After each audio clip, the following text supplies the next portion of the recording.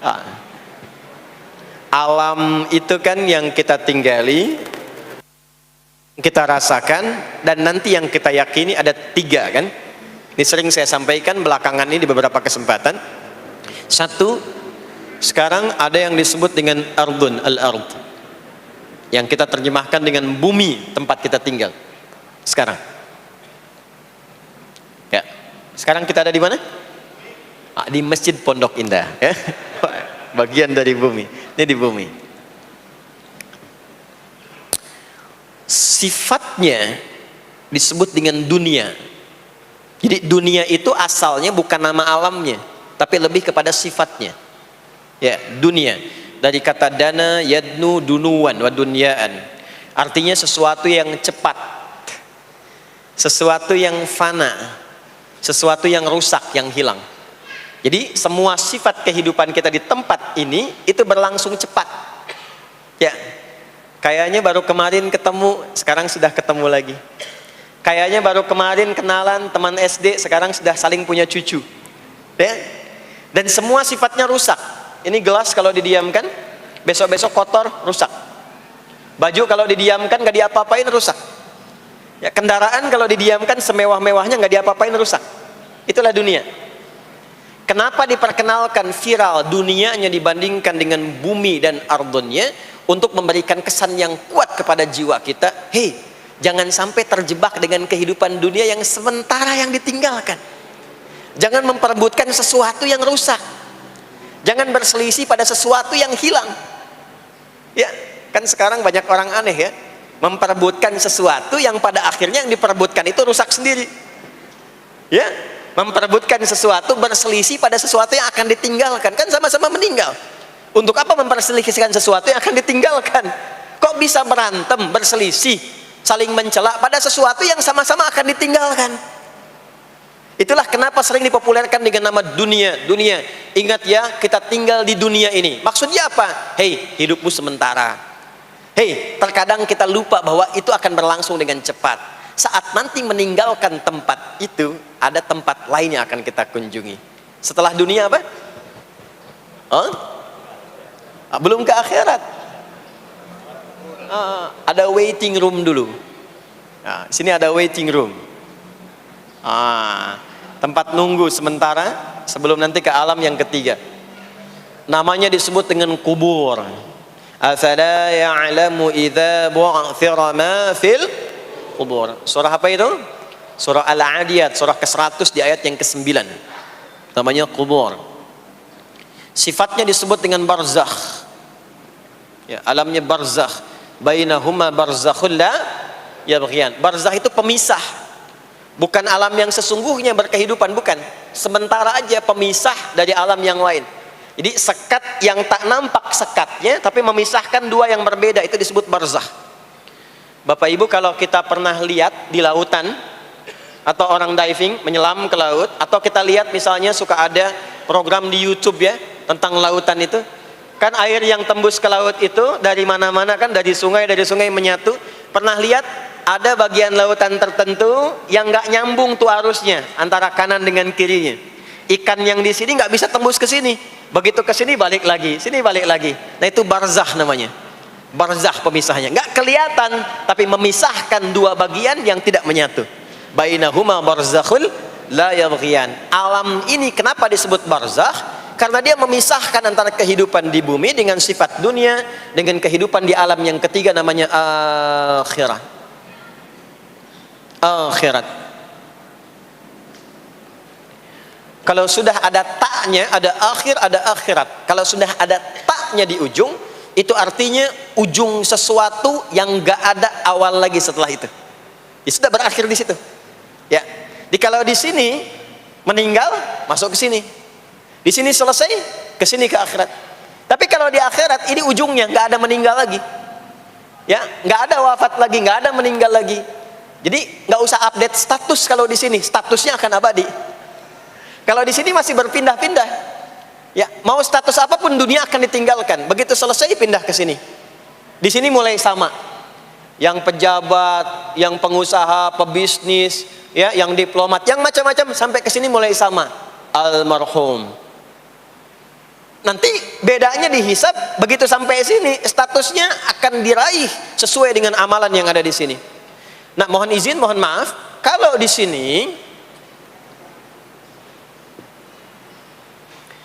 yang semua kita kerjakan, aktivitas kita disebut dengan amal, pekerjaan kita yang melahirkan bekal itu, ya, maka tuntutannya cuma satu, amal saleh. Pastikan semua amal perbuatan yang kita kerjakan soleh. Soleh itu artinya dipandang baik oleh Allah, singkatnya begitu. Kalau makan dengan cara yang soleh, yang Allah senangi, minum yang soleh, berpakaian yang soleh, bekerja yang soleh. Maksudnya kalau Anda cari pekerjaan, cari yang dibenarkan oleh Allah. Jangan bekerja dengan korupsi, jangan bekerja dengan cara menyogok, jangan bekerja dengan mempopulerkan riba misalnya. Kalau makan yang saleh, jangan makan yang haram, jangan makan hasil dari pencurian, itu namanya saleh. Kalau kita kerjakan semua aktivitas kita, pekerjaan semuanya saleh, maka tadi dia akan punya nilai. Nilai itu yang disebut dengan hasanah. Ya. Hasanah ini punya poinnya yang disebut dengan ajrun, yang kita kenal dengan pahala, yang tadi saya terangkan. Nah ini hasanah, ajrun, hasanah ini yang ikut ke alam kubur nanti. Yang ininya tidak amalnya. Contoh, gampangnya begini. Saya tunjukkan, ini ada minuman. Ya. Minum itu kan aktivitas standar, amal standar untuk menghilangkan haus. Siapapun bisa minum. Mau yang beriman, mau yang belum beriman. Saya sering katakan belum beriman dengan harapan sama-sama beriman sebelum wafat. Ya, itu adabnya. Maka bagaimana cara minum ini supaya menjadi soleh?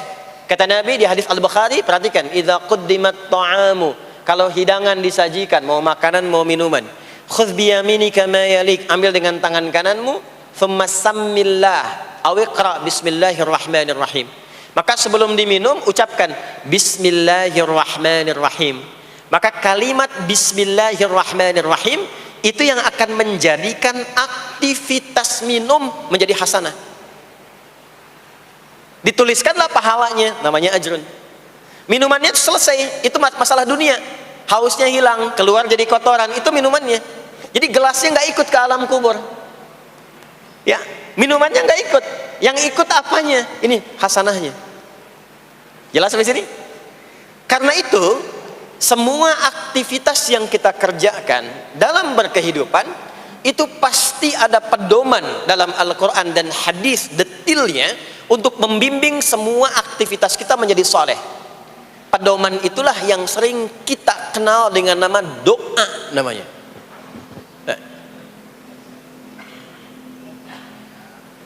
Silahkan Bapak Ibu cek, tidak ada satupun di dalam Islam aktivitas yang dikerjakan kecuali bersanding dengan doa di dalamnya.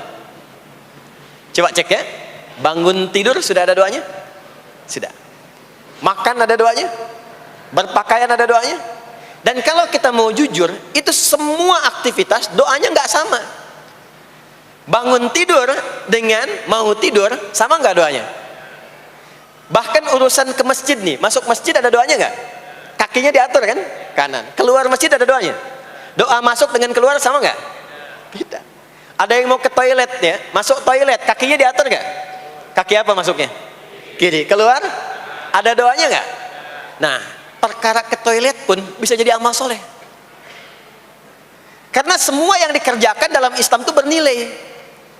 Allah itu ingin mendidik kita, jangan sampai melakukan sesuatu yang tidak ada manfaatnya. Dan kalau sudah ada manfaat, jangan tanggung. Jangan hanya jadikan kegiatan itu terbatas pada satu alam saja. Dunia dapat tapi alam kubur gak dapat. Dunia dapat tapi akhirat gak punya bekal. Gimana nanti pulang ke akhiratnya? Ya, saya mau tanya sebentar. Maaf ya, kita yakin gak bahwa kita akan meninggal? Saya ulang, yakin gak akan meninggal? Baik, sekarang pertanyaannya, kalau sekiranya meninggal, pindah alam atau tidak? Pindah kan? Makanya diumumkan di Masjid Raya Pondok Indah, inna lillahi wa inna ilaihi rajiun. Telah meninggal dunia, telah meninggalkan dunia. Artinya keluar dari sini. Sekarang kita pakai hukum dunia sebentar. Biasanya begini, kalau orang pindah tempat, walaupun ada di satu alam, itu pasti butuh bekal. Dan kadang bekalnya nggak sama. Contoh, nanti Ramadan, setelah itu masuk Idul Fitri. Biasanya ada mudik ya. Mungkin nggak mudik kalau nggak ada bekal. Saya sering perhatikan setiap tahun, orang itu mau mudik kalau ada bekalnya. Masya Allah, cuman motornya bebek, ya. Tapi kan bekalnya ada yang singa, ada yang sapi, ya. Itu ditambah lagi pelepah pisang, kasih dus lagi, kasih tulisan, sayang tunggu aku pulang, gitu kan? Kan dikumpulkan kan? Dan saya pernah tanya, kenapa mas gak pulang? Gak ada bekal pak, katanya. Jadi orang mau pindah tempat saja, itu perlu ada bekal. Anda kesini kalau nggak ada bekal nggak mungkin sampai. Sekarang kalau pindah dari Indonesia ke Singapura, sama nggak mata uangnya? Beda. Di Malaysia sama nggak? Semakin jauh ke Saudi, ke Amerika, hukumnya mengatakan setiap pindah tempat pasti bekalnya beda. Jangan pernah kita mengharapkan atau membuat hukum sendiri ketika pindah tempat. Jadi sesama dunia saja tempatnya, bekalnya sudah beda. Sekarang Anda menginginkan pindah alam dari dunia ke kuburan, bekalnya pengen sama, mustahil. Makanya sejak kita meninggalkan dunia, semua paket dunia tanggal di atas, pindah ke bawah, selesai. Nih bajunya ini nggak akan ikut nih, ganti. Ya namanya kafan kan, dan di kafan itu sudah nggak ada kantongnya. Coba dicek tuh, ada kantongnya nggak kan kafan tuh? Nggak ada. Dan ini nggak akan dibawa nih, handphone yang bagus lagi dipakai ngerekam nih, nggak akan ikut. Ah saya mau dipakai aja, ntar kalau malaikat nanya man buka nih sudah pernah ikut kajian. Rombongan Ustadz Adi. Ya beda, ini beda alam. Maka yang ikut apanya? Yang ikut tuh hasanahnya, value-nya, nilai kebaikannya. Ini yang kita yakini, ini yang kita imani. Jadi mumpung masih ada kehidupan, perbanyak. Kalau dulu sadar banyak yang salah, sekarang sisanya ganti dengan yang soleh.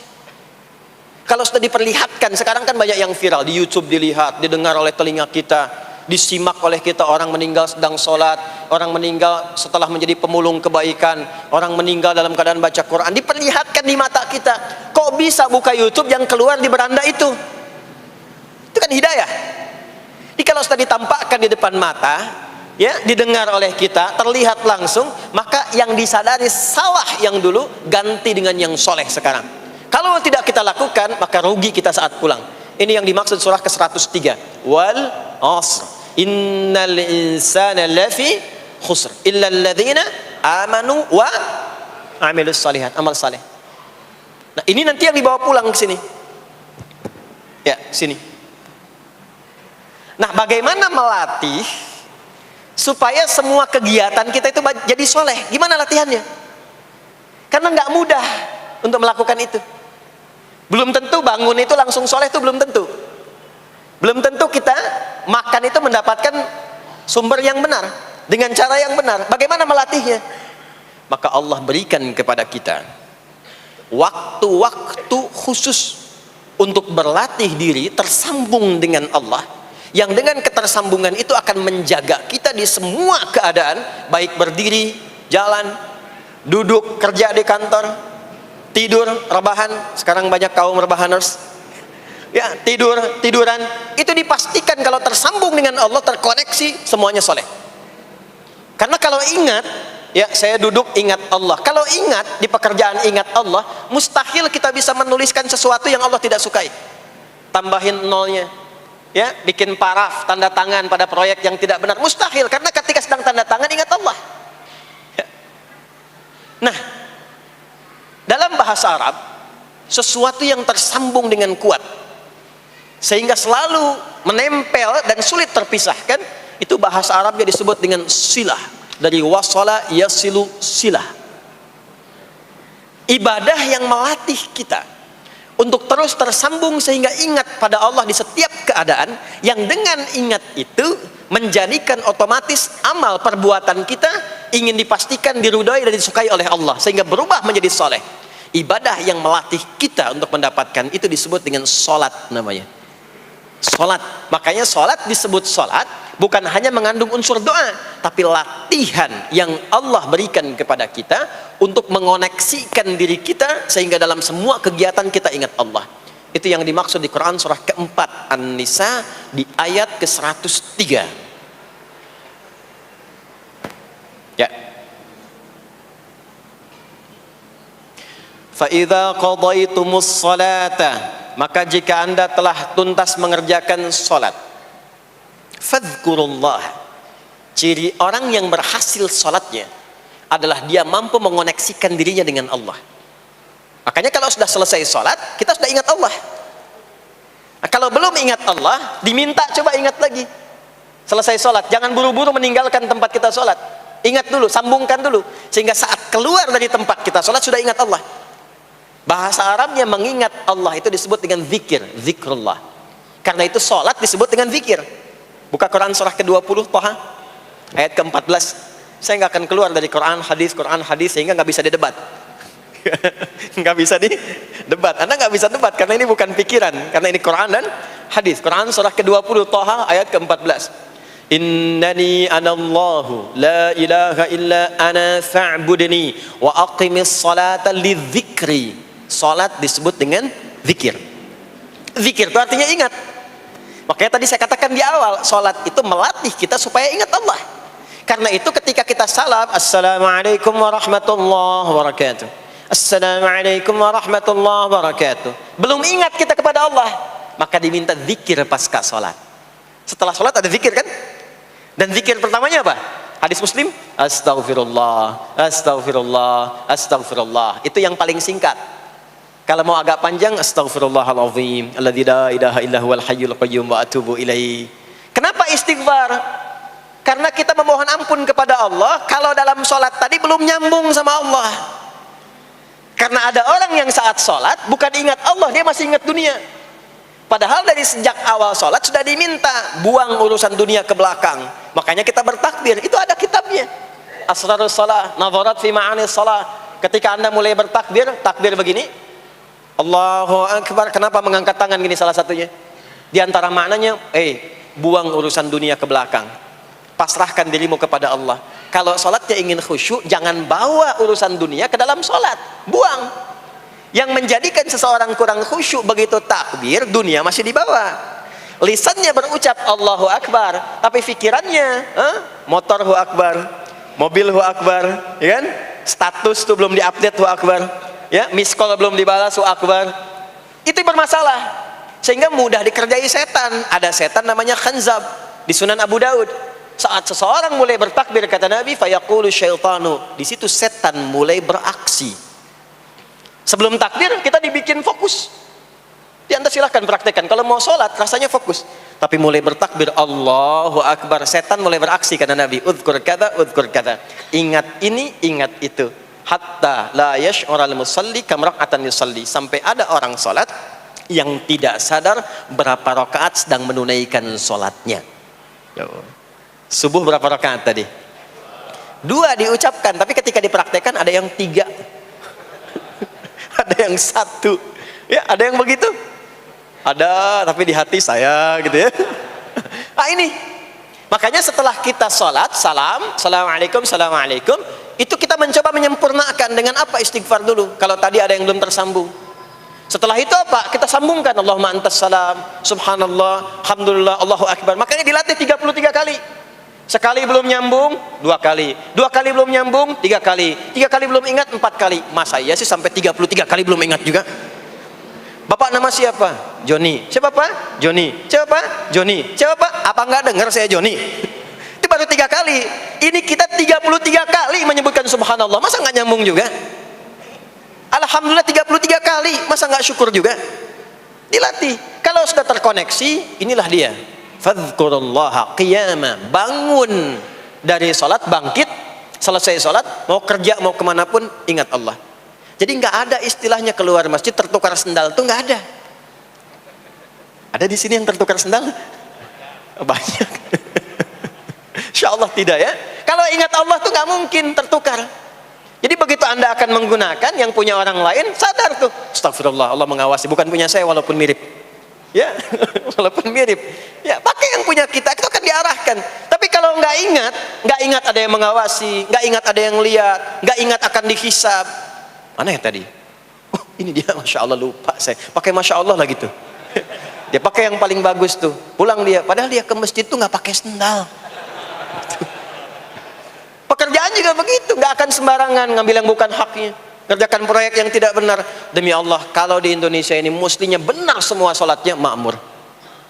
Wah, para polisi itu tenang tugasnya gitu. Ya, tentara juga nyaman. Di pekerjaan tuh nggak usah ada CCTV, ya, nggak usah ada e-tilang, nggak usah ada kamera di jalan, ya kan? Ini karena kenapa? Latihannya nggak maksimal. Ini pentingnya sholat tuh itu. Jadi semua menjadi amal soleh. Semua jadi amal soleh. Begitu ingat Allah, maka berdiri ingat Allah, jalan ingat Allah, duduk ingat Allah, berbaring pun ingat Allah. Kalau sudah ingat Allah, pasti disebut nama Allah. Ini yang dimaksud hadis Nabi. Qala Rasulullah sallallahu alaihi wasallam, kullu amrin dhi balin la yubda'u fihi bi bismillahirrahmanirrahim fahuwa abtar. Setiap perbuatan yang baik yang dibenarkan oleh hati setiap hamba, lalu diikutkan bismillahirrahmanirrahim. Enggak mungkin orang nyebut bismillahirrahmanirrahim kalau enggak ingat Allah. Minum, bismillahirrahmanirrahim. Makan, bismillahirrahmanirrahim. Bekerja, bismillahirrahmanirrahim. Itu ketika dikerjakan langsung jadi hasanah. 10 poin. Ada pahalanya. Dan jangan dianggap ringan ya. Ini kalimat ringan tapi menentukan saat pulang, saat meninggal nanti. Nah, kalau enggak disebutkan bismillahirrahmanirrahim atau tidak bacakan doa yang menyertainya, maka jadi dunia saja, solehnya hilang, tinggal amalnya. Dibalasnya di dunia, akhiratnya nggak ada. Itu yang dimaksud Quran surah ke-25 Al-Furqan ayat 23. Wa qadimna ila ma 'amilu min 'amalin faj'alnahu haba'an manthura. Kalau ada orang berbuat baik di dunia tapi tidak disertakan niat akhirat, kami balas dunianya. Anda kerja belasan tahun, puluhan tahun untuk dunia aja, dapat gaji, dapat benefit, dapat penghargaan.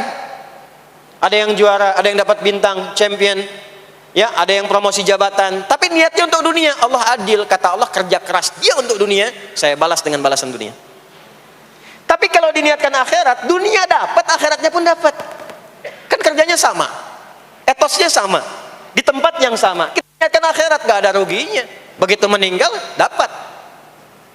Beruntungnya dan bersyukurnya kita sebagai muslim, kita itu lengkap informasinya. Urusan kubur ada informasinya, akhirat ada informasinya. Silahkan komparasikan dengan informasi dan sumber manapun. Ditemukan nggak yang informasi detail seputar kubur, seputar hisab, seputar kiamat, seputar surga, seputar neraka? Cuma di Islam. Itu yang kita syukuri, supaya kita siap-siap. Bukan sekedar dibaca. Baca ada pahalanya, tapi siap-siap ada konsekuensi kebaikannya. Ini balik ke sini. Karena itu saya katakan dari awal, pertama Bapak Ibu sekalian, sholat itu menjadi ibadah paling pokok karena dia akan mengantarkan kita pada konektivitas yang kuat dengan Allah Subhanahu wa taala. Ini poinnya. Kalau sudah nyambung dengan Allah, bukan cuma jadi amal soleh. Orang-orang yang tersambung dengan Allah di semua aktivitas kehidupannya, maka akan mendapat jaminan langsung dari Allah Subhanahu wa taala yang memudahkan semua urusan hidupnya. Mudah sukses, mudah bahagia, mudah tenang. Semua kemudahan yang kita raih dalam konteks kebahagiaan, ketenangan, kesuksesan itu kalau digabungkan semua maknanya, berubah katanya menjadi falah. Apa namanya? Falah. Falah itu bahagia, sukses, nyaman. Kalau dibuka kamus English Arabic misalnya, falah itu bahasa Inggrisnya success and happiness. Bukan cuma bahagia, bahagia dan sukses. Bukan cuma sukses, karena ada orang sukses belum tentu bahagia. Saya sering tanya yang ini nih, dan biasanya para ibu yang juara menjawabnya itu. Ya, pilih mana? Kaya tapi gelisah, atau miskin tapi tenang? Miskin tapi tenang. Sukses tapi gelisah, ya, atau miskin tapi tenang? Sukses tapi tenang, ya. Sukses dan bahagia. Nah, sukses dan bahagia itu bahasa Arabnya falah. Ini poinnya. Falah. Nah, sekarang coba kita dengar baik-baik. Cek telinganya masih ada nggak tuh? Cek telinga masih ada nggak? Setiap hari, di setiap pergantian waktu dalam sehari. Pergantian waktu sehari itu ada 5. Dari mulai subuh, ke siang, zuhur, ke sore, asar, mau habis sore menjelang malam, maghrib, muncul malam, isya. Itu setiap hari 5 kali berganti waktu diperdengarkan oleh Allah. Hambaku, kamu harus bahagia. Hambaku, kamu harus sukses. Apapun pekerjaanmu, sukses. Apapun aktivitasmu, harus bahagia. Harus senang, harus tenang. Falah. Kuncinya apa? Salat.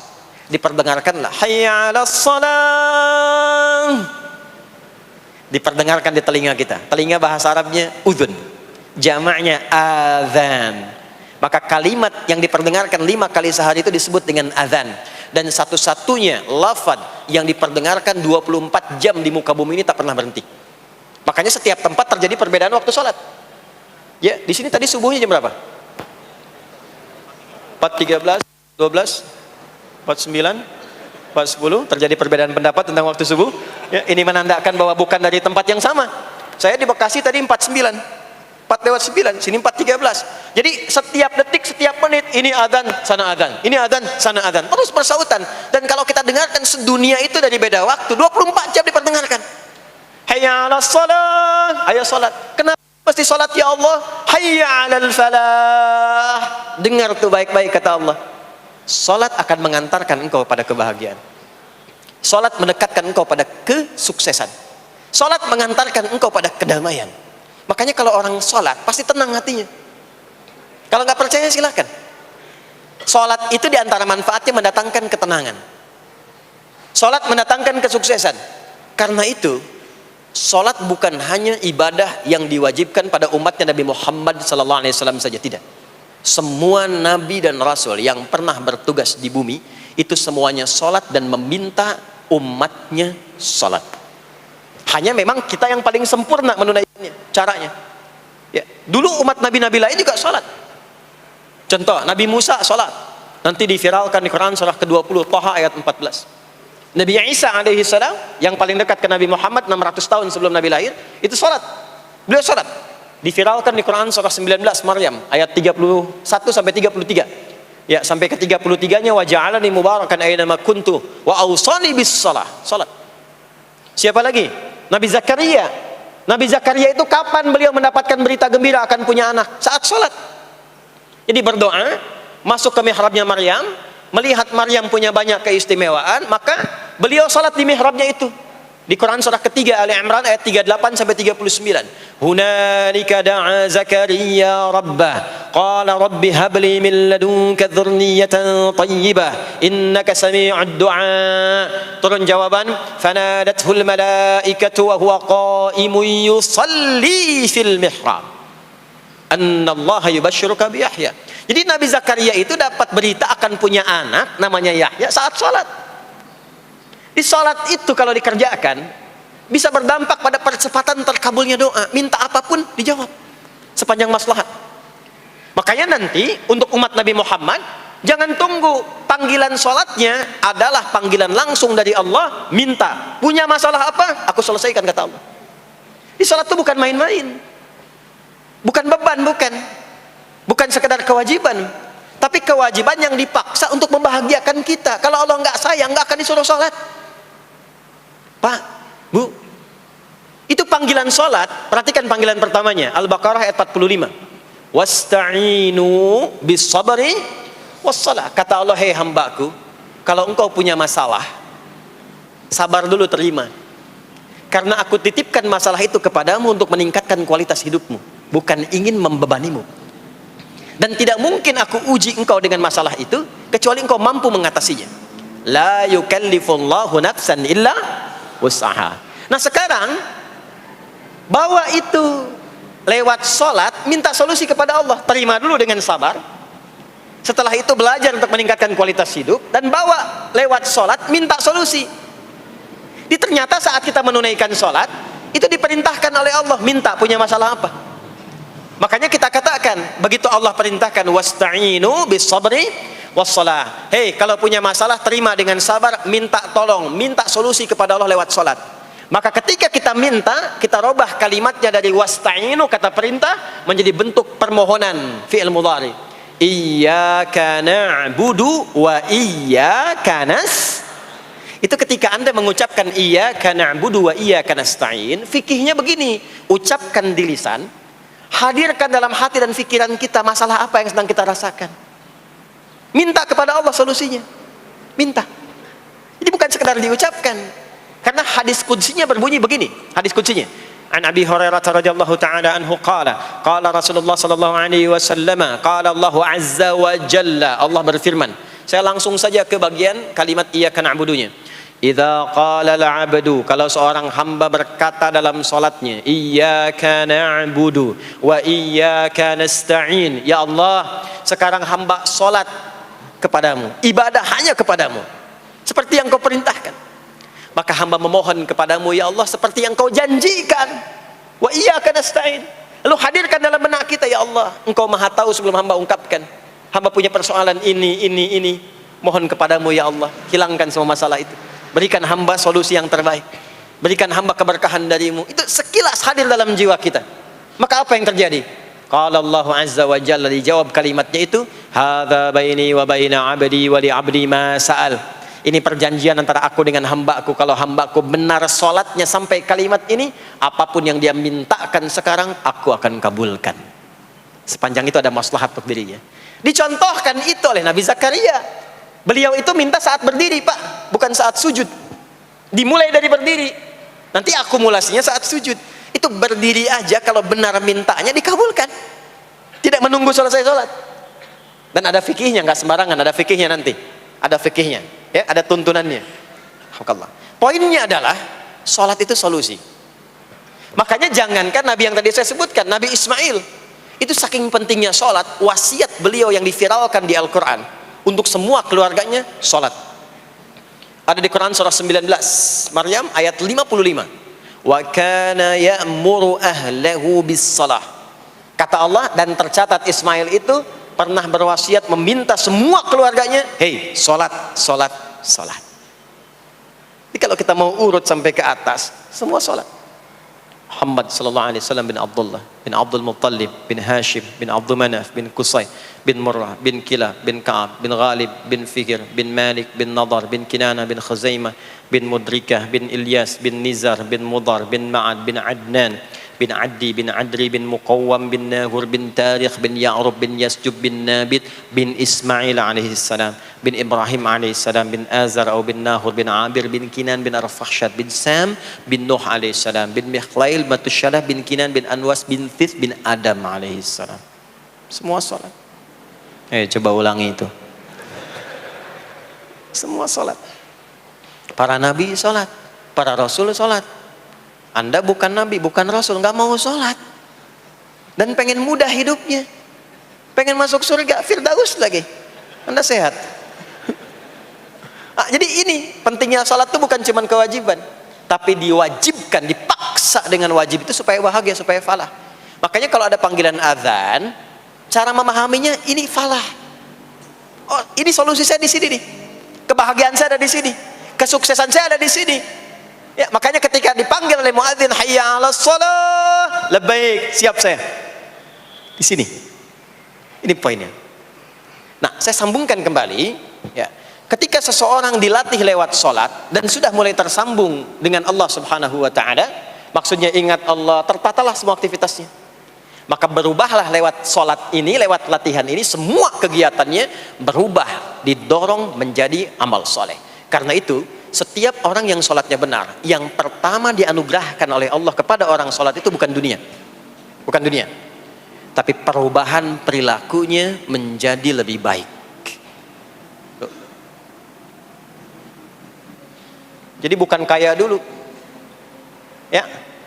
Abdurrahman bin Auf tuh hijrah masuk Islam, dilatih sholat, malah hartanya hilang semua dirampas. Tapi setelah itu jadi apa? Jadi orang paling kaya, ya. Abu Bakar As-Siddiq, Utsman bin Affan, Umar bin Khattab, pertama kali masuk Islam kan latihannya sholat. Apakah langsung kaya? Jadi pemimpin? Jadi diplomat? Amr bin As bisa ekspedisi dari Afrika Utara sampai ke Syam? Tidak.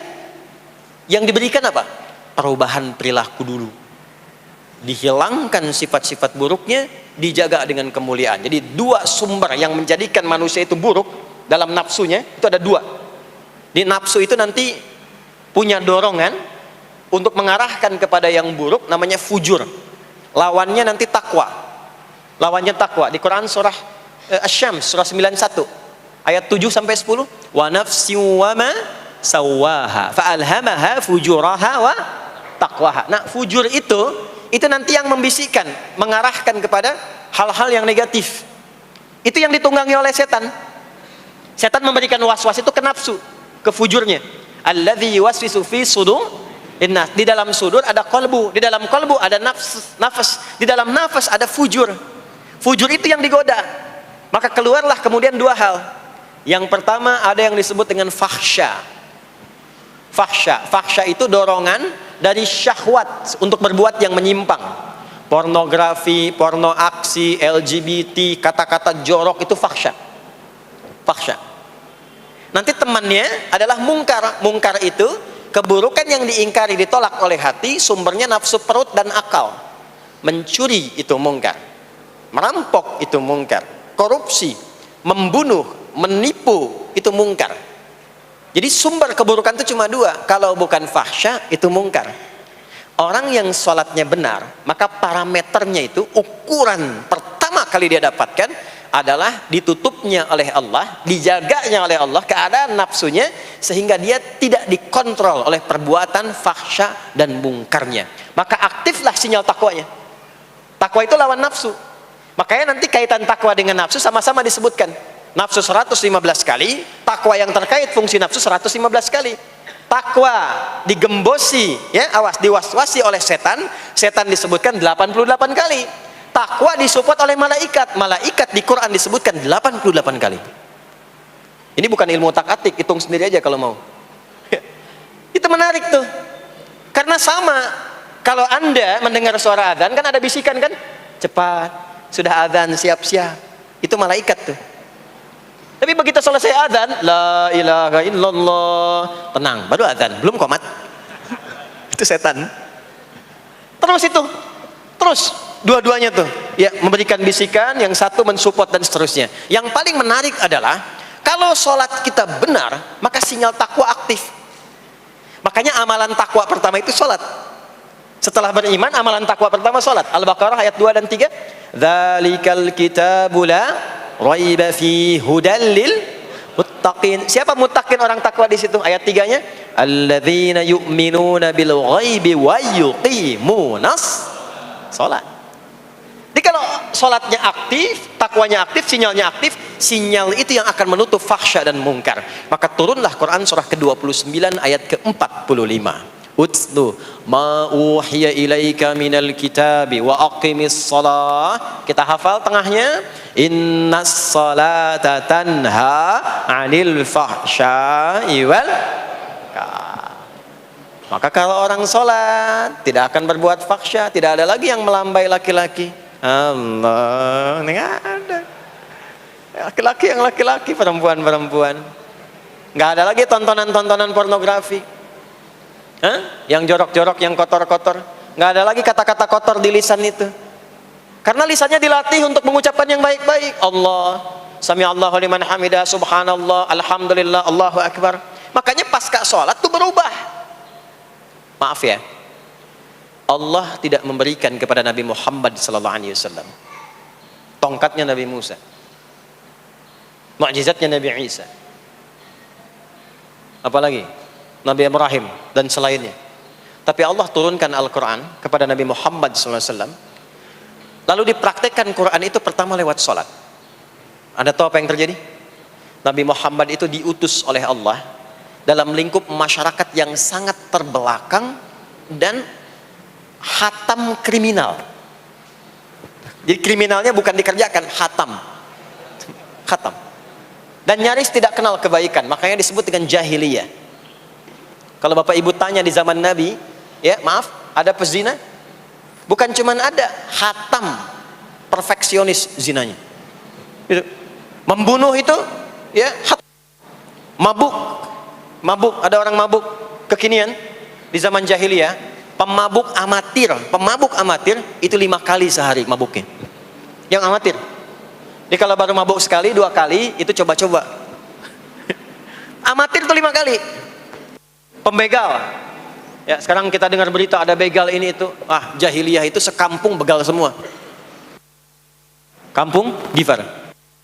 Tapi Allah menghendaki Rasulullah latih lewat salat. Apa yang terjadi? Berubah jahiliyah itu, berubah menjadi khairu ummah. Umat terbaik yang paling teladan, yang menginspirasi, yang pernah berkehidupan di bumi. Sampai persaksiannya dari Allah langsung, turun Quran surah ketiga Ali Imran ayat 110. Kuntum khaira ummatin ukhrijat linnas. Jadi kalau ada orang dermawan, itu yang paling dermawan. Kalau ada orang sabar, itu yang paling sabar. Kalau ada pasar yang paling ideal, itu yang paling bagus. Berubah itu. Ya. Kenal Abu Dzar Al-Ghifari? Ayo kenal. Enggak. Abu Dzar Al-Ghifari itu nama aslinya Jundub bin Junadah. Di antara pemimpin begal di zamannya. Dari kota Ghifar. Ghifar itu kampung begal asalnya. Ya, hamukumullah. Masuk Islam. Datang ke Mekah. Bertemu dengan Rasulullah. Begitu masuk Islam, kata Jundub bin Junadah, ya Rasulullah, ausini au kama qala, berikan saya nasihat. Kata Nabi, pulang sekarang. Kata beliau, enggak, saya mau umumkan keislaman saya depan Ka'bah. Kata Nabi, jangan lakukan. Sekarang orang masih belum tahu tentang Islam, nanti marah kamu dipukuli. Kata beliau, ya Rasulullah, saya ini membegal terang-terangan, masa bersyahadat sembunyi-sembunyi? Maka keluar ke depan Ka'bah, dia katakan, ya ma'asyara Quraisyin, hei semua orang Quraisy. Datang orang. Usyhidu bi annahu la ilaha illallah wa anna Muhammadar Rasulullah. Aku bersaksi, syahadat la ilaha illallah Muhammadar Rasulullah. Kalian mau apa? Dipukulin sampai pingsan. Sampai ketika akan diteruskan, ada riwayat mengatakan datang Sayyidina Ali bin Abi Thalib, ada yang mengatakan Sayyidina Hamzah ya bin Abdul Muttalib radhiyallahu ta'ala anhuma jami'an. Datang menyampaikan, jangan teruskan. Kalau ini meninggal, ini wafat, kita akan celaka karena kafilah kita akan lewat desa Ghifar. Kalau lewat Ghifar gak akan berhasil niaga kita, katanya. Ya, karena akan dihabisi semua ini orang Ghifar. Maka dibiarkan pergi, pulang. Tahu apa yang terjadi? Begitu Nabi hijrah ke Madinah, dikagetkan dengan suara kaki yang berdecak kencang. Bang, bung, bang, bung, bang, bung. Ternyata ada berita gembira. Sekampung begal Ghifar itu masuk Islam semuanya. Berubah jadi baik. Untuk menginspirasi generasi kemudian, maka dipopulerkanlah oleh beliau kunyahnya dengan nama daerahnya. Sayalah Abu Dzar Al-Ghifari. Al-Ghifari itu maksudnya apa? Dulu saya ini berasal dari Ghifar, kampung saya kampung begal. Cuma karena saya masuk Islam, diajarin sholat, diajarin baik, sekampung baik semua. Ya. Makanya orang-orang Arab setelah itu, bahkan non-Arab, kalau datang memperkenalkan daerahnya. Imam Al-Bukhari, itu nama aslinya bukan Al-Bukhari. Nama aslinya Muhammad, punya bapak namanya Ismail, punya kakek namanya Ibrahim, kakek buyutnya Al-Bughirah, yang buyutnya Al-Bardizbah, tinggal di kecamatan Ju'fah, Kabupaten Bukhara, Provinsi Khorasan, sekarang negaranya Uzbekistan. Karena berasal dari Bukhara, datanglah beliau kemudian ke Arab, sekarang ke Jazirah, ke Mekah, ke Madinah, memperkenalkan, saya bukan orang Arab, saya dari Bukhara. Rumusnya tambah alif lam di depannya, ujungnya tutup dengan i. Al-Bukhari, saya dari Bukhara. Diperkenalkan, maksudnya apa? Islam sudah masuk ke tempat saya, orang-orangnya sudah baik, orang-orangnya sudah khusyuk. Itu memperkenalkan. Orang tua kita Syekh Yasin dari Padang, maka diperkenalkan Syekh Yasin Al-Padangi. Syekh Ahmad Khatib dari Minangkabau, Syekh Ahmad Khatib Al-Minangkabawi. Syekh Abdul Somad dari Palembang, Syekh Abdul Somad Al-Palembangi. Syekh Nawawi dari Banten, Syekh Nawawi Al-Bantani. Ya, nanti ada Pak Ghafur dari Pondok Indah, ya, Masjid Raya Pondok Indah, datang ke Mekah umrah haji, ana Ghafur al Masjid Raya al Pondok Indahi gitu. Itulah salat. Jadi salat itu merubah keadaan kita lebih baik. Itulah sebabnya kenapa 5 waktu, karena Allah inginkan di setiap waktu kita jadi orang baik, di setiap waktu kita bahagia, setiap waktu selesai persoalan. Datang masalah subuh, ya, antara subuh ke zuhur kan ada masalah tuh. Gak mungkin ada orang dari subuh ke zuhur gak punya masalah tuh, gak mungkin. Tuh wajahnya udah kelihatan tuh. Ya, makanya kita datang, ya, menghadap kepada Allah, minta diselesaikan, minta diberikan taufik, sujud kita, diberikanlah solusi. Zuhur ke asar ada masalah, datang saat asar. Asar ke maghrib punya masalah, datang. Makanya semua ulama dulu seperti itu. Al-Bukhari itu menuliskan kitab sahihnya itu 16 tahun. Setiap satu hadis akan ditulis, sholat dulu. Sholat dulu. Begitu tenang, nyaman, baru tuliskan. 16 tahun. Itulah sholat. Nah, dari sekian waktu yang 5 kali itu, ada waktu yang spesial. Waktu spesial inilah yang ingin saya bahas, yang tadi disampaikan dalam pengantar sambutan. Jadi ini inti yang mau saya katakan. Ini barusan muqaddimah tuh. Barusan muqaddimah. Baik. Kan kita sholat berapa kali sehari? Kita hitung. 1, subuh. 2, zuhur. 3, keempat. Yang kelima, isya. Berapa jumlah rakaatnya? 17. Baik ya. Itu nomor telepon untuk koneksinya. Koneksi kita dengan Allah nomornya catat ya. 24434. Ya, kalau ditanya berapa nomor koneksi dengan Allah? 24434. Subuh 2, zuhur 4, asar 4, maghrib 3, isya 4. 5 waktu kan? Baik. Di 5 waktu ini kita dijaga, diinginkan menjadi hamba yang baik, bahagia, nggak lekat dengan masalah, tuntas semua. Saking sayangnya Allah sama kita. Kalau nggak sayang nggak disuruh sholat. Itulah sebabnya ketika diperintahkan menunaikan waktu sholat, diberikanlah gambaran waktunya. Tapi yang jadi persoalan kita sekarang yang akan dibahas, di antara sekian waktu itu, ada waktu-waktu yang spesial. Ada waktu-waktu yang spesial. Dari mulai subuh ke isya itu, ada yang dispesialkan oleh Allah karena ada bonus berlipat di dalamnya. Waktu apakah itu? Mari kita bacakan dulu mulai dengan Quran surah kedua ayat 238. Paling kanan sebelah atas di mushaf standar. A'udzubillahi minasyaitonirrajim. Bismillahirrahmanirrahim. Mohon izin saya agak lambatkan sedikit ritmenya karena ini inti yang mau kita bahas. Tadi muqaddimah makanya saya percepat ya. Hafizu 'alas salawati was-salatil wusta wa qumu lillahi qanitin. Hafizu. Kalau Bapak Ibu lihat mushaf terjemah, diterjemahkannya dengan jagalah. Jagalah itu ihfadhu, hafidha yahfadh.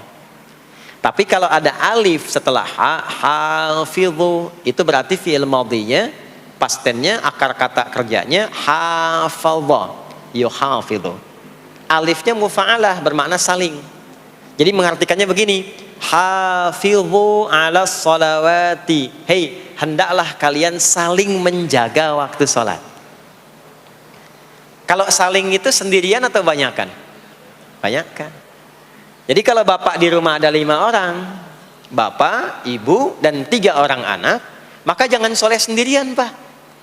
Ingatkan anaknya, ingatkan istrinya.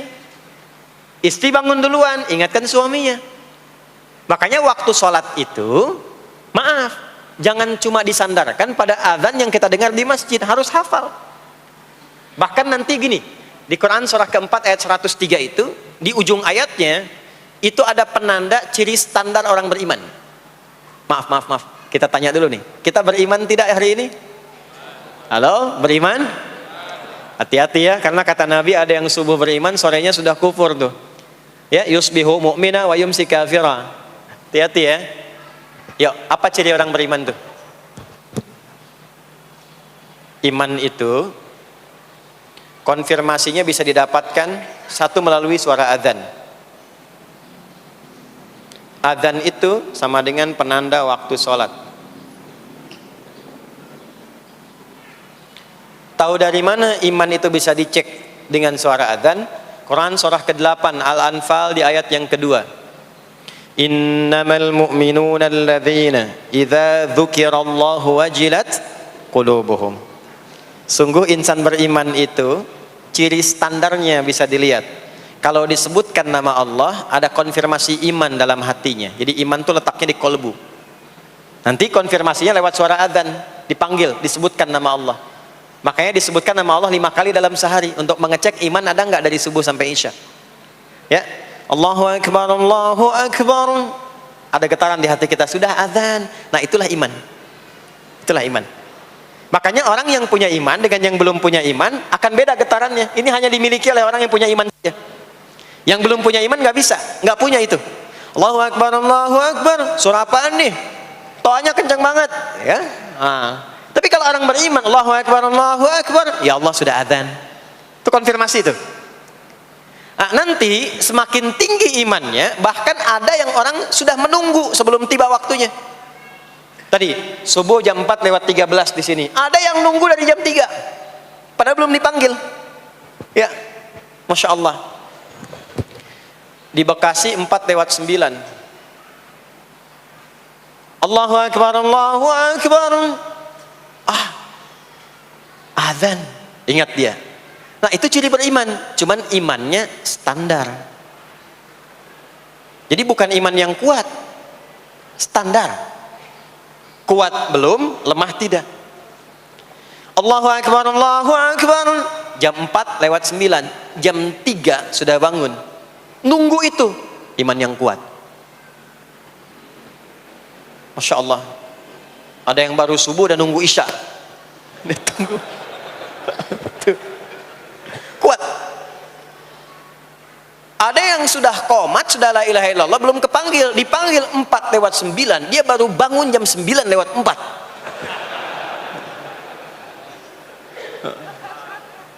Tuh. Nah, ini iman lemah di bawah. Ciri standar, karena dipanggil ingat, maka ciri standar orang beriman itu tahu waktu sholat. Harus tahu Pak, Bu. Itu standarnya. Itu ada di Quran surah keempat, di akhir ayat 103.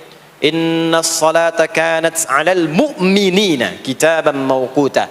Kalau pakai terjemah balaghah itu bunyinya begini, sungguh orang beriman itu pasti tahu waktu sholat.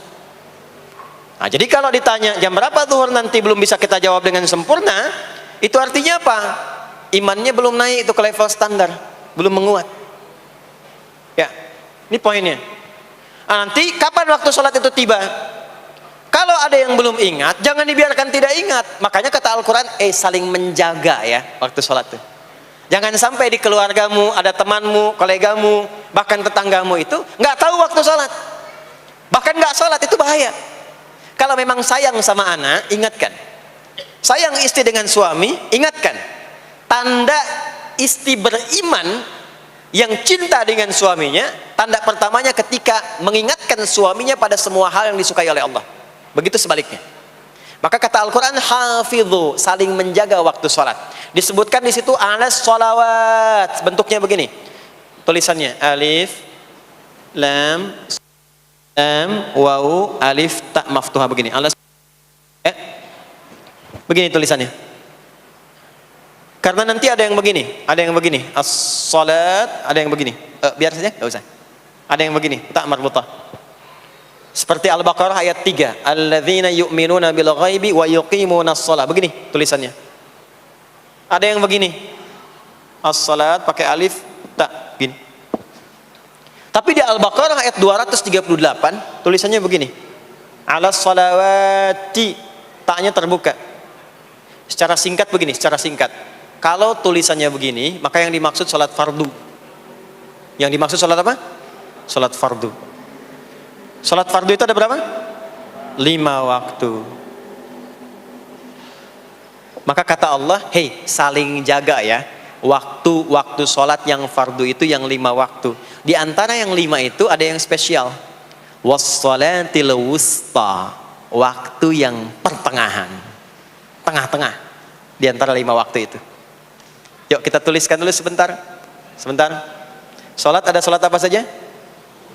Subuh, kemudian zuhur, kemudian asar, kemudian nggak cukup, ambil ke sini, maghrib, kemudian isya. Subuh, zuhur, asar, pindah sini, maghrib, isya. Lihat rumusnya. Jadi yang sholat pertengahan yang mana? Jangan lihat tulisannya itu, ya, karena subuh di tengah-tengah disebutnya subuh ya. Sholat pertengahan yang mana? Asar apa subuh? Subuh apa asar? Apa dalilnya? Kita pakai dalil. Nah, sholat pertengahan itu disebutkan oleh Nabi itu ada 2. ada subuh dan asar. Qala Rasulullah sallallahu alaihi wasallam yata'aqabuna fiikum malaikatul laili wa malaikatun nahari fi salatil asri wa fi salatil fajri.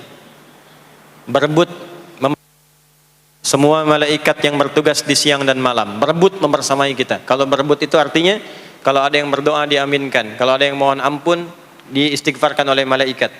Jadi malaikatnya minta kepada Allah, ya Allah ampuni si fulan, ya Allah ampuni si fulan, ya Allah si fulan, dan seterusnya sampai selesai. Itu khusus di salat asar dan salat subuh.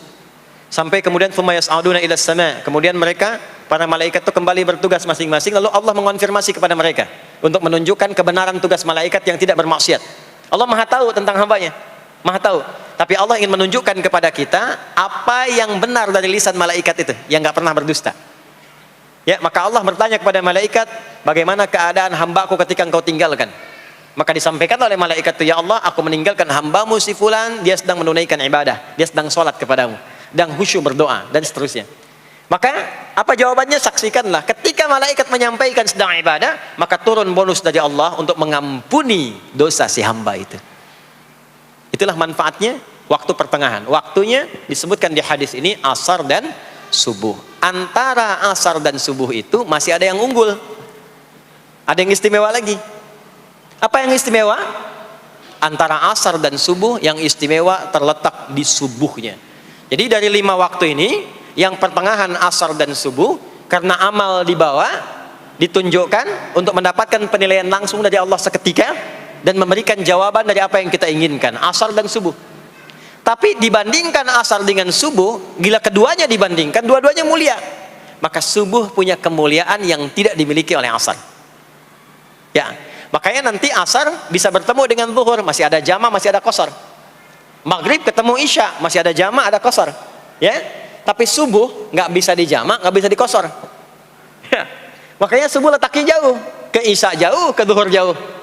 Ya, saya mau jamaah, ya jama antara isya dengan subuh biar nanti bangunnya sekalian gitu, nggak bisa. Ya, maghrib masih bisa dijama dengan isya, isya di qasar dari 4 jadi 2. Maghrib gak bisa dikosor karena 3 gak mungkin jadi 1,5.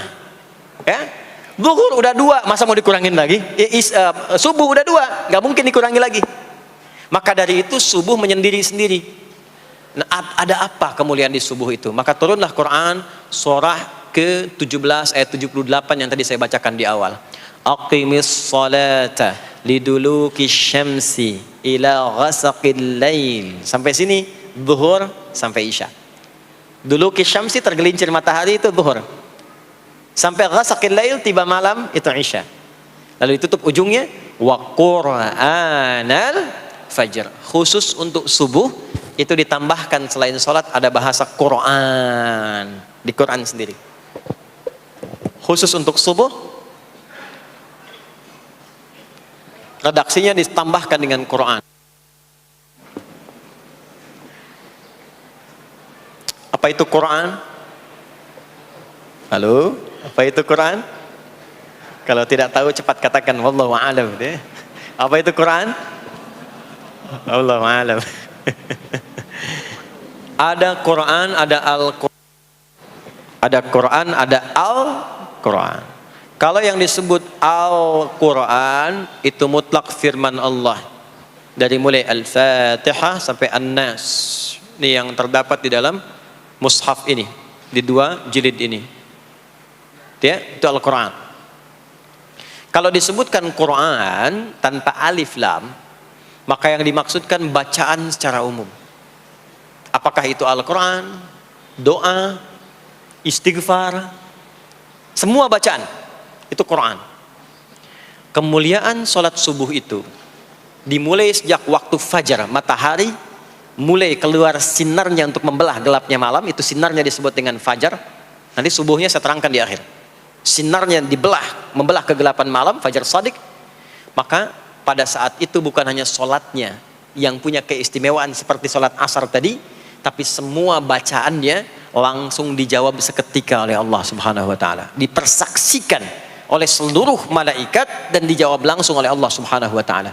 Jadi kalau Anda berdoa, maaf, doanya lebih cepat terkabul kalau dipanjatkan dengan cara yang benar dan khusyuk. Kalau Anda istighfar, langsung dijawab. Kalau kita baca Quran, pahala langsung dituliskan berlipat. Itulah kemuliaan waktu fajar. Jadi Allah sendiri yang menyampaikan, bukan cuma sholat yang penting, semua bacaannya itu langsung didengar, langsung direspon, langsung dipersaksikan. Karena itu ada anjuran bahkan dari Al-Quran, dan ini dikerjakan oleh semua sahabat, saking pentingnya sholat subuh itu, waktu fajar itu, bahkan mereka bangun dan menunggu sebelum tiba fajar. Maka disitulah muncul kemudian tahajud. Maka muncullah kemudian istighfar sebelum waktu subuh. Ya, ada amalan, ini saya mau kasih rahasia ya. Tapi tolong jaga, ini antara kita saja di sini. Ya, rahasia. Ada waktu sebelum subuh. Cuman 15 sampai 20 menit kurang lebih. Ingat ya, kalau dikonversi sekitar 15 sampai 20 menit waktunya. Namanya waktu sahar. Sahar, jamaknya ashar. Jamak itu karena setiap hari oleh Allah dikasih itu. Sahar, jamaknya ashar. Rahasianya di mana? Bapak Ibu, ini waktu yang paling cepat untuk terkabulnya doa. Anda mau minta apa saja, hadisnya qudsi. Ibadi, kata Allah, hambaku, siapapun yang bermohon sekarang aku kabulkan, yang minta aku berikan. Wa man istaghfara li ghafartu lah. Siapa yang minta ampunan, istighfar, aku ampuni dia sekarang juga. Baik. Bapak Ibu begini, saya tanya nih, kalau ditawarkan minta apa saja diberi. Ya. Terus minta ampun juga diampuni. Pilih mana? Minta apa saja diberi, mau minta apa saja, atau mau minta ampunan istighfar? Pilih mana? Jujur aja, kalau ada proyek nilainya 100 miliar, ya, ada utang 1 miliar belum ditutup, terus perlu minta apa saja diberikan. Pilih mana? Minta 100 miliar, potensi dikabulkan, atau minta diampuni dosa? Pilih mana? Pilih salah satu, nggak usah dua-duanya.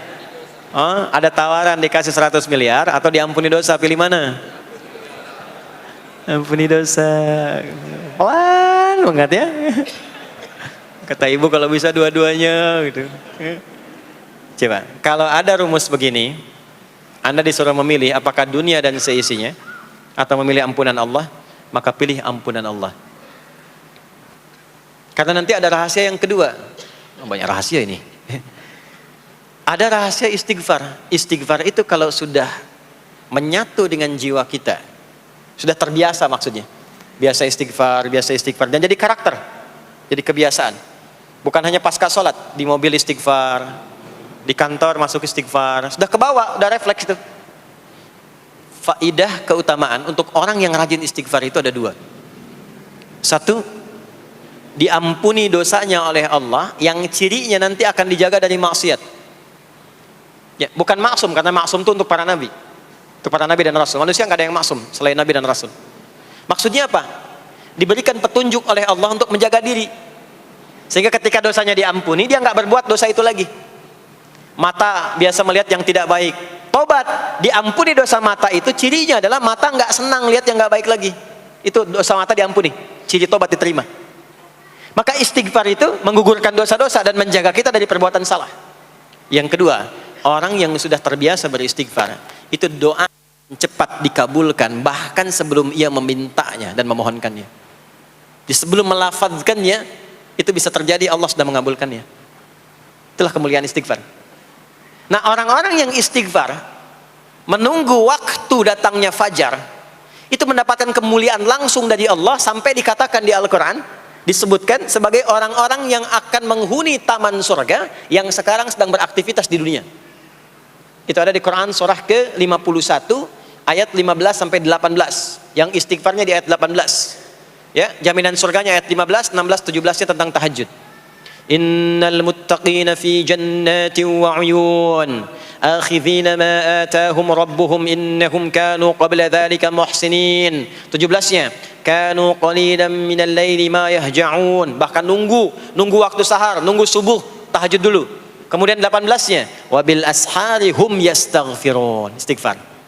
Istighfar, istighfar, istighfar. Sampailah tiba dia waktu fajar subuh. Ya. Itu selesai dia istighfar, dapat kesempatan subuh, sholat dulu 2 rakaat. Itu saking tingginya waktu itu, nilainya kata Nabi melebihi dunia dan seisinya. Melebihi dunia dan seisinya. Masya Allah.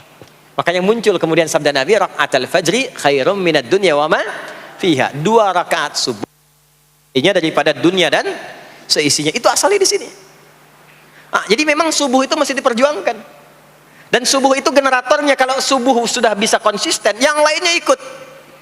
Subuh itu kalau sudah konsisten, subuh ke masjid jamaah, jamaah subuh jamaah, bangun tahajud, istiqamah istighfar. Itu kalau subuhnya sudah bagus, yang lainnya ikut. Ya. Makanya ada kaum yang sekarang sangat khawatir jumlah orang Islam kalau sholat subuh itu seperti sholat Jumat, sangat takut itu. Ya, ada ini viral kisahnya, viral. Saya nggak ceritakan pun Anda bisa dengar. Ya, jadi ada golongan orang Yahudi yang selalu mengamati jamaah sholat subuh umat Islam. Dan dia melihat, ya, ketika mulai ramai, dia mulai katakan, kenapa Anda selalu mengamati itu? Ya, sebab kami lihat kalau jumlah jamaah subuhnya sudah seperti sholat Jumat, itulah kemakmuran, kebangkitan dan kebaikan umat Islam akan tumbuh kembali. Jadi akan berpengaruh kepada yang lainnya. Itulah mudah-mudahan kegiatan perjuangan subuh, ya, ada pejuang subuh baik di Masjid Raya Pondok Indah, di masjid-masjid yang lainnya, memberikan keberkahan kepada kita, dan puncaknya adalah perubahan pada perilaku. Jadi kalau cuma berjuang datang subuh tapi tidak merubah perilaku, ada yang salah dengan itu semua. Ada yang tidak tepat, ada yang belum sempurna. Itu yang bisa kita sampaikan sebagai kajian pembuka kita di kesempatan kali ini. Mudah-mudahan ada manfaat yang bisa kita dapatkan. Kesimpulannya adalah salat adalah inti amalan kita yang bisa merubah alur kehidupan kita dunia dan akhirat. Salat kunci kebahagiaan, salat kunci kesuksesan, salat kunci datangnya rahmat Allah Subhanahu wa taala. 2, Allah meminta kita menunaikan salat 5 kali dalam sehari untuk memudahkan semua urusan kita di setiap waktu dalam sehari itu. Dan yang ketiga, di antara sekian 5 waktu itu ada waktu-waktu yang istimewa, yaitu asar, dan yang paling istimewa adalah subuh ataupun fajar. Mudah-mudahan kita bisa konsisten menunaikan dan menjaga waktu salat itu sampai kita pulang kepada Allah dalam keadaan husnul khatimah. Sementara itu yang disampaikan. Baik, mudah-mudahan ada keberkahan dari apa yang telah disampaikan. Pasti apa yang saya sampaikan pasti ada salah. Pasti ada yang kurang tepat. Pasti ada yang keliru disampaikan. Mohon diingatkan supaya saya koreksi. Tinggalkan yang salahnya, ambil yang benar, yang baik, yang kira-kira bisa diamalkan. Jauhi hal-hal yang bisa menjauhkan kita dari Allah. Dan semoga kita semua diwafatkan dalam keadaan husnul khatimah insyaallah. Allahumma taqabbal minna innaka antas sami'ul alim wa tub 'alaina innaka antat tawwabur rahim. Allahumma nahmaduka hamdan syakirin kama 'allamtana an nahmadak wa nashkuruka syukran kama 'allamtana an nashkurak antal muqaddim antal muakhir biyadikal khair innaka 'ala kulli syai'in qadir. Allahumma ij'al jam'ana hadza jam'an marhuma wa tafarruqana min ba'dihi tafarruqan ma'suma. Ya Allah, jadikan pengajian kami pagi di siang hari ini pengajian yang Kau berkahi, dan bila pun kami berpisah, jadikan perpisahan kami mengantarkan pada kemuliaan yang lebih baik di sisi-Mu. Rabbana la tada' lana fi maqamina hadza dhanban illa ghafartah. Ya Allah, jika ada pendosa hadir di majlis ini, jangan biarkan ia pulang kecuali Engkau telah ampuni segala dosa-dosanya. Wala hamman illa farajtah. Jika ada yang tengah merasakan kegelisahan, jangan biarkan ia pulang kecuali Engkau telah tenangkan keadaan hatinya. Wala asiran illa yassartah. Jika ada yang tengah mengalami kesulitan dalam kehidupannya, di rumah tangganya atau pekerjaannya, maka mohon dengan keikhlasannya angkat dan hilangkan semua kesulitannya. Rabbana atina fid dunya hasanah wa fil akhirati hasanah wa qina adzabannar. Wa sallallahu ala sayyidina Muhammad wa ala alihi wa sahbihi ajma'in. Wa akhiru da'wana subhanakallahumma wa bihamdika nashhadu an la ilaha illa anta nastaghfiruka wa natubu ilaik. Walhamdulillahi rabbil alamin. Mohon izin, mohon sekali berikan saya akses untuk mudah keluar. Saya mencintai Anda semua, barangkali tanpa harus bersalaman pun saya mendoakan Anda semuanya, karena memang ada waktu yang harus saya kejar. Terima kasih, saya mencintai Anda semua. Assalamualaikum warahmatullahi wabarakatuh.